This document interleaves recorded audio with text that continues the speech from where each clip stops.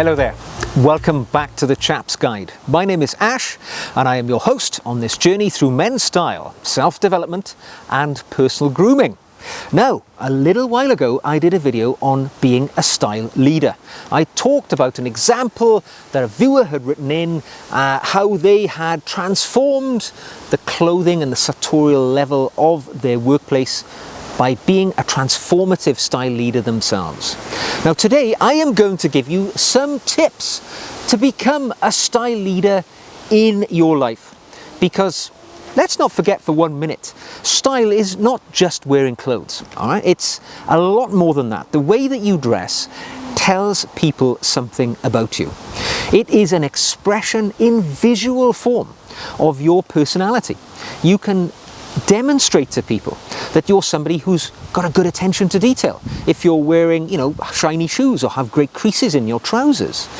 If you are somebody who loves bright colours, people may perhaps make the assumption that you're quite flamboyant in your outlook on life and cheerful. There's lots of things which, being a snappy dresser, an intentionally well-dressed man, I think is a way I prefer to speak about it, can show the world a little bit about you. Now, while fashion is transitory, it's just a passing phase normally, as a style leader, you are somebody who doesn't just follow a trend, but you shape it and you influence it. To be a style leader, you really must have passion, authenticity, and the desire and confidence to dress a little better, be intentionally well dressed, to be a bit innovative perhaps in the clothing that you wear, and to be a trendsetter who inspires those around you. So here are the tips which will help you achieve those goals. Now, my first tip is to discover your own style, because each and every one of us is absolutely unique. We cannot just follow the mold of how others dress and think it's going to work for us. What you need to do is to go on a journey of exploration when it comes to your own style. You need to experiment, try a few looks, try a few accessories until you find a path which resonates with you. Then you can make that your own, absolutely own that situation, and then inspire others with your own style. Now, to do that, there are many routes you can take.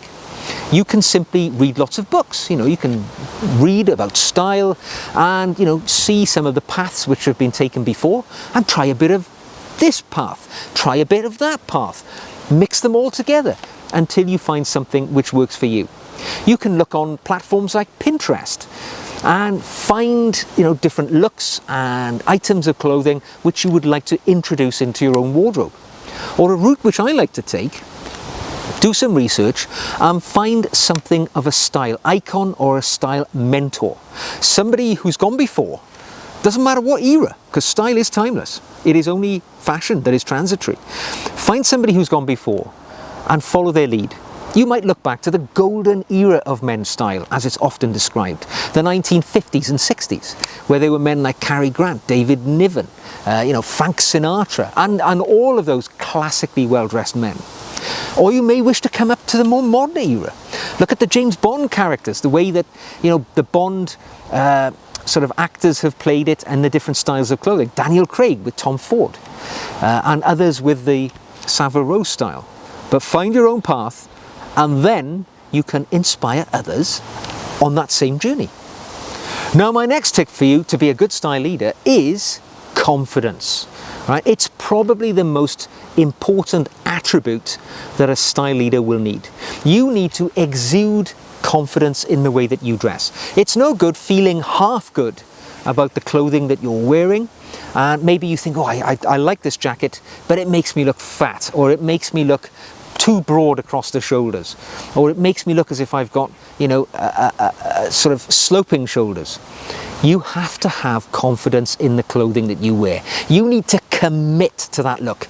You want to stand tall and proud, throw your shoulders back, your chest out, poke that chin up. You need to show others that you have the self-esteem to carry off those clothes that you wear. Now, this can be very difficult, particularly when you're trying something new. I tell you what, the other day for the first time in my style journey, I decided to wear a bow tie in normal daily life, all right? I've recently been experimenting with self-tying bow ties, and I thought I'd give one a try. And when I initially started wearing that on the day that I wore it very recently, I felt really self-conscious. But actually, by the end of the day, my chest was puffed out and I was owning the look because it had attracted so many compliments, so many comments from the people that I met. I realized it was the right path for me to take. And I now own the look. If I wear a self-tie bow tie again, as I will do undoubtedly, I will certainly have no trepidation about wearing it because I now have confidence and the strength of character. And when you exude raw confidence in your clothing, other people are going to notice it too.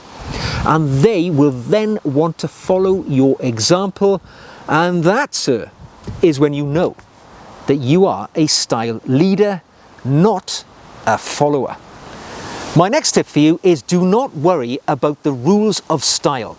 I see so many videos where influencers will suggest that you must dress in a certain way. You must pair this item with that item to be considered intentionally well dressed. Well, I can tell you now that a true style leader has no truck whatsoever with these deep-rooted, hidebound and historic traditions of men's style. It is absolutely something which is set in the past, and it doesn't have to be a part of the way which you choose to dress. Sometimes the sharpest dressed men are considered to be so simply because they do challenge the conventions of style, and they dress in different ways, and they will take a chance. They will try something very different. Push the boundaries, experiment, try different routes in your own style journey. Be the person who wears the pink velvet dinner jacket at the very stylish special social occasion. Because remember, style is about a personal expression of your personality, and it is the embodiment of your charisma. So if you're a pink dinner jacket sort of guy, get out there and wear one. Do not feel constrained by the rules that say you have to wear a black dinner jacket. Yes, it's convention. Yes, that's what everybody else will be wearing. But sometimes, to be a style leader, you have to go out on a limb and challenge the rules of engagement. Now, my fourth rule on being a good style leader is, remember, quality over quantity.